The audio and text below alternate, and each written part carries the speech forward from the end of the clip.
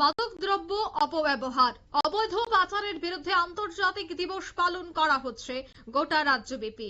তবে এই দিবস পালনের জন্য রাজ্য স্তরের যে কর্মসূচি তার কিন্তু আজ উদ্বোধন হয়েছে, যেখানে উপস্থিত ছিলেন সমাজ কল্যাণ এবং সমাজ শিক্ষা দপ্তরের মন্ত্রী। এছাড়া উপস্থিত ছিলেন মেয়র দীপক মজুমদার সহ অন্যান্যরা। তবে সেই বিষয়ে আজকের এই অনুষ্ঠান থেকে কি বলছেন মন্ত্রী টিঙ্কু রায় শোনাচ্ছি।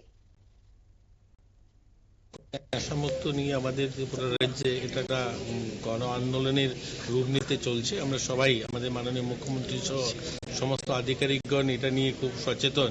তো এটাকেই কেন্দ্র করে ইন্টারন্যাশনাল যে ড্রাগস ডে রয়েছে 26শে জুন, যেটা আমরা এখানে র্যালি করেছিলাম। এছাড়াও আজকের যে কম্পিটিশন, স্কুল স্তরের কম্পিটিশন আয়োজন করা হয়েছে। তো এই অনুষ্ঠানের মধ্যে দিয়ে একটাই আমরা বলবো যে সকলেই যেন এগিয়ে আসে। আপনারা মিডিয়ার যারা আছেন বা আমাদের সাধারণ নাগরিক যারা আছেন, অভিভাবক মন্ডলী আছেন, সকলেই যদি এগিয়ে আসেন তাহলে আমরা নেশামুক্ত সমাজ নির্মাণ করতে পারবো। আমরা শুধু প্রশাসনের উপরে নির্ভর করি বা আমাদের দপ্তর শুধু এটার অ্যাওয়ারনেস করবে বা বিভিন্ন অনুষ্ঠানের মধ্যে দিয়ে এটা সফল হবো এরকম না।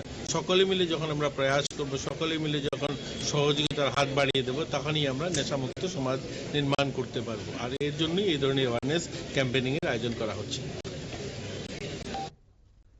আপনারা শুনে তাদের এই বক্তব্য। আগরতলা টাউন হলেই এই উদযাপন করা হয়েছে, রাজ্যভিত্তিক উদযাপন, যেখানে সচেতনতাই হচ্ছে মূল রক্ষা কবচ, সেই কথাই বললেন প্রশাসনিক স্তরের আধিকারিকরা। অন্যদিকে যেহেতু সমাজ কল্যাণ এবং সমাজ শিক্ষা দপ্তরের উদ্যোগে অনুষ্ঠানটির আয়োজন করা হয়েছে, সেক্ষেত্রে এই অনুষ্ঠানের মধ্য দিয়ে আগামী দিনে কিভাবে মাদক পাচার বন্ধ করা যায় এবং সেই বিষয়টা গোটা সমাজকে কিভাবে এগিয়ে আসতে হবে সে বার্তাও রাখা হয়। নিয়ে নিচ্ছে ছোট একটি বিজ্ঞাপন বিরতির, সঙ্গে থাকুন।